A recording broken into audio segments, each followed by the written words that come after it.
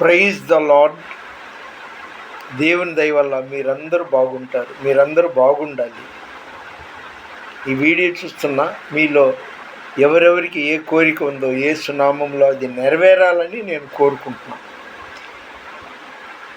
అన్నట్టు ఈరోజు నవంబర్ 27వ తేదీ గురువారం, అదే లక్షవారం, 2025వ సంవత్సరం ఉదయం 10:30 దాటిన తర్వాత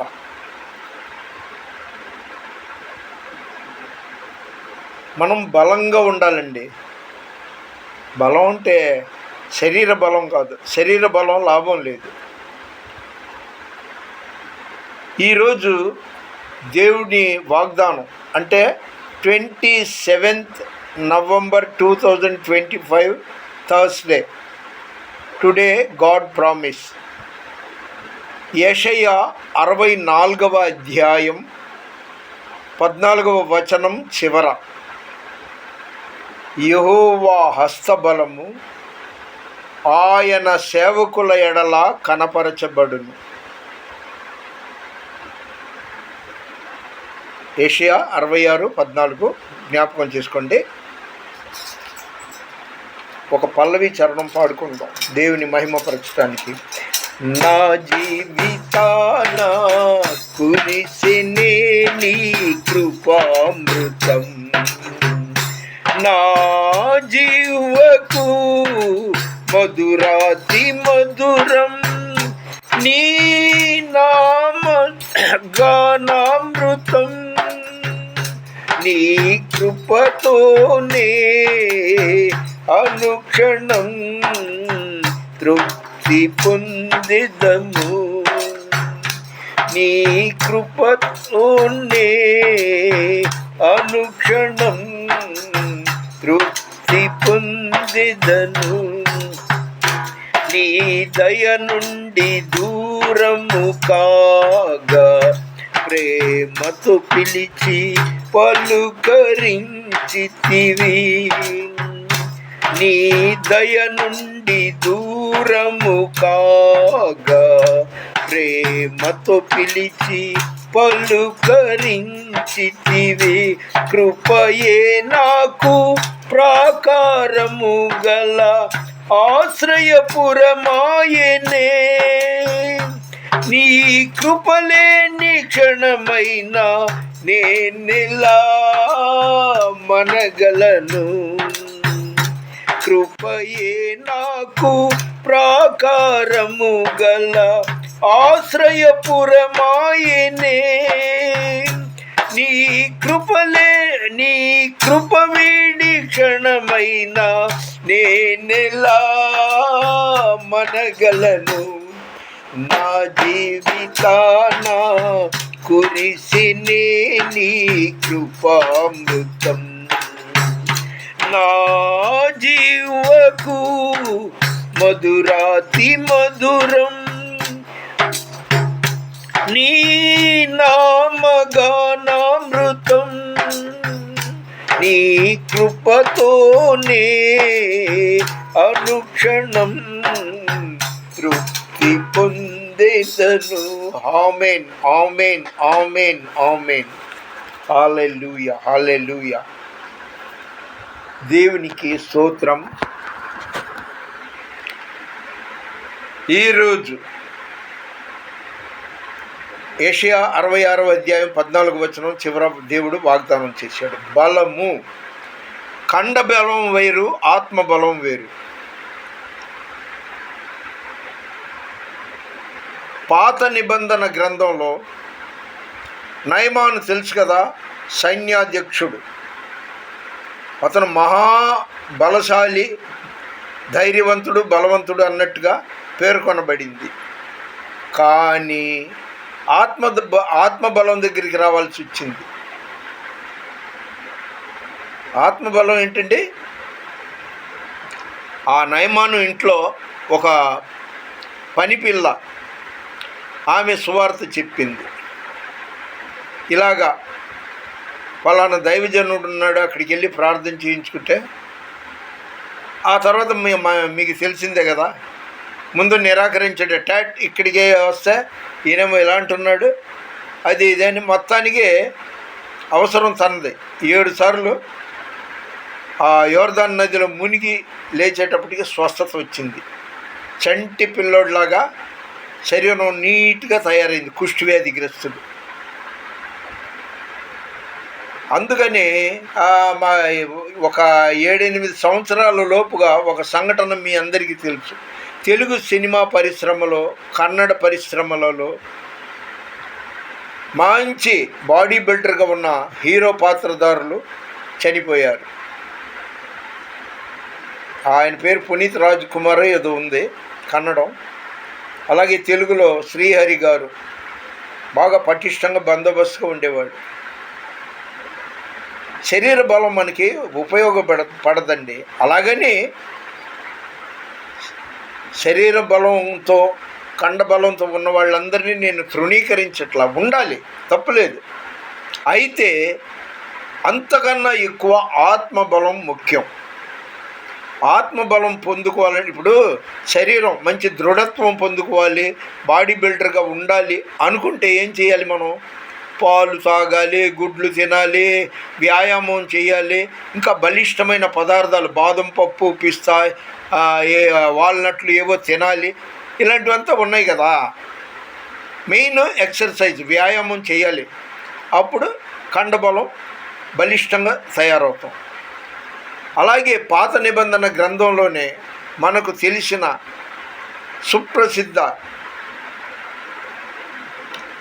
దావీదు గారు, ఆయన కత్తి యుద్ధం నేర్చుకున్న దాఖలాలు లేదు, మంచి చదువు సంధ్యలు ఉన్నవాడు అని ఎక్కడా లేదు.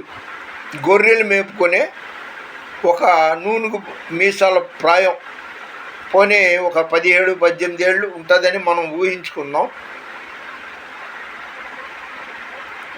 చెప్తున్నా కదా, ఆయన వ్యాయామాలు చేసిన దాఖలాలు లేవు. కత్తి సాము, కర్ర సాము, జూడో ఫైట్ ఏమి చేసిన ఇది లేదు. కానీ మహాబలవంతుణ్ణి అని వెర్రవీగిన గొల్యాతు తన బలాన్ని నమ్ముకొని వచ్చాడు. తన కండ బలాన్ని, తన హైటు, వెయిట్ని నమ్ముకొని యుద్ధానికి వచ్చాడు. ఆఫ్టర్ ఆల్ వీడెంత బచ్చా అనుకున్నాడేమో, నా కండ ముందు, నా హైట్ ముందు వీడెంత పిల్లకాకి అనుకుని ఉంటాడు. దావీదు అంత చిన్న వయసులో ఆత్మబలంతో ముందుకు వచ్చాడు. ఇదంతా తెలియదు కదా. వీడు ఎవరు? మన గొల్యాతు. కుక్కని కొట్టడానికి వచ్చినట్టు కర్ర తీసుకొని వస్తున్నావు అన్నాడు.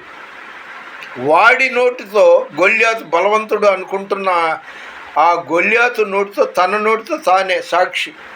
కుక్కను కొట్టడానికి వచ్చినట్టు అలాగే కుక్క సావే చచ్చిపోయాడు. మరి ఆత్మ బలంతో వచ్చిన దావీదు, అవునరా, నువ్వు హైట్ వెయిట్ ఉంటే నేను సూపర్ ఫైట్స్ నేర్చుకున్నాను, ఇదిగో నేను కవచం ధరించాను అని ఏం చెప్పలా. యుద్ధము యెహోవాదే, ఆ ఒక్క మాట చాలండి. ఈయన డాలులు, ఈయన ఖడ్గాలు మోయటానికి పక్కన ఇంకొకడు ఎవరు? గొల్యాతుకి అంతటి బలవంతుడు మళ్ళీ. అందుకని కండ బలం ఉంటే మంచిదే. నా అంత బలం, నా అంత బలవంతుడు, నా అంత బాడీ బిల్డరు అనుకుంటూ దాన్నే చూసుకొని మురిసిపోకూడదు. యేసుని నమ్మాలి. కళ్ళు మూసి తెరిచేటప్పటికీ ఎక్కడి నుండో ఏ రూపంలోనో నీకు అనారోగ్యం వస్తే అప్పుడు నీ కండబలం అలాంటివి చూసా, కోకొల్లలుగా చూసా. తన కండని చూసుకొని, తన బలాన్ని చూసుకొని మురిసిపోయిన వాళ్ళు ఒక్కొక్కళ్ళు ఆ టైఫాయిడ్ ఏదో మలేరియా ఏదో పడి అలా అలా దాంతో ఇంకో రకం కామెరలో ఇదైపోయి చచ్చిపోయారు. అదే ఆత్మబలం ఉంటే, ఆయన యందు ఆత్మలో ఆనందిస్తూ, ఆయనతో ఉంటూ, ఆయనలో ఉంటే ఆత్మబలం ముఖ్యం. అది యేసు ఇచ్చే బలం. కాబట్టి అంటే ఇక మరీ దాన్ని పొడిగించను. ఆత్మబలం అలాగా మనకి మెయిన్. ఎందుకంటే శరీరం ఒకరోజు చచ్చిపోద్ది, అది మట్టి నుండి వచ్చింది, మట్టిలో కలిసిపోద్ది. ఆత్మబలం శాశ్వతం, అది ఆరోగ్యంగా ఉంటుంది. అది ఎక్కడి నుండి వచ్చిందో అక్కడికి వెళ్ళాలంటే మనం ఆత్మబలం ఫస్ట్, నెక్స్ట్ శరీర బలం. కాబట్టి దేవునితో ఉండండి, దేవునిలో ఉండండి. దేవుడు మహిమగల దేవుడు. ఆయన బొమ్మను చేసుకోమని నన్ను మొక్కమని అనలేదు, కానీ నిర్గమకాండం 20వ అధ్యాయంలో ఉంది, 5వ వచనం 6వ వచనంలోను. మీరు నేనే దేవుడను, మరి ఏ దేవుడు లేడు. పంది రూపంలోనో పాము రూపంలోనో రకరకాల రూపాల్లో రాలేదు. నేనే దేవుడను, నేను తప్ప మరొక దేవుడు ఉండకూడదు. ఆ పైన ఆకాశం అందే కానీ, క్రింది భూమి అందే కానీ, భూమి కింద నీళ్ళు అందే కానీ దేని రూపం చేసుకోకూడదు. నీళ్ళు ఏముంటాయండి? చేపలు, తాబేళ్ళు ఏవో ఉంటాయి. భూమి మీద పందులు, బర్రెలు, పాములు ఇవి ఉంటాయి. అందుకని వేటి రూపం చేసుకోవద్దన్నాడు. దేవుడు ఆత్మ కనుక ఆత్మతో సత్యంతో ఆరాధించాలి. అది ఆత్మ బలం నీకు ఉందా? దేవునితో నువ్వు ఉన్నావా? నీకు తిరుగులేదు, నీకు భయం ఉండదు. నీ కుడి ప్రక్కన ఆయన ఉంటాడు. ప్రేమైన వారలారా, ఈ వీడియో చూస్తున్న మిమ్మల్ని నేను ప్రేమపూర్వకంగా 2 చేతులు మోడ్చి అడుగుతున్నాను. దేవుడిని చాలా దగ్గరికి పిలవండి. నాకు తెలిసిన యువత ఎందరో ఉన్నారు, వాళ్ళకి బైబిల్ చదవడం రాదేంటి, చదివితే వస్తుంది, ఆ బైబిల్ ముట్టుకోరు. లేవియా కాండం ఒక అధ్యాయం చదవమనండి, నేను పూర్తిగా వాళ్ళ ఇంటి పాలేరులాగా తయారవుతాను. లేదు, అల్ట్రా మోడర్న్ ఫ్యాషన్స్, స్టైలిష్గా ప్రవర్తించడం, చూడడం, టీవీలు చూడడం, ఇది ఈ లోకం. నువ్వు బాలుడివైనా, వృద్ధుడివైనా, యువకుడివైనా ఆత్మబలంతో నింపబడి ఉండాలి. దేవునితో నువ్వు ఉండాలి, దేవునిలో నువ్వు ఉండాలి. ఆయన అప్పుడే మనతో ఉంటాడు. ఇంకా ముగిస్తున్నాను. చెప్పాను కదా, ఈరోజు నవంబర్ 27, 2025 థర్స్డే.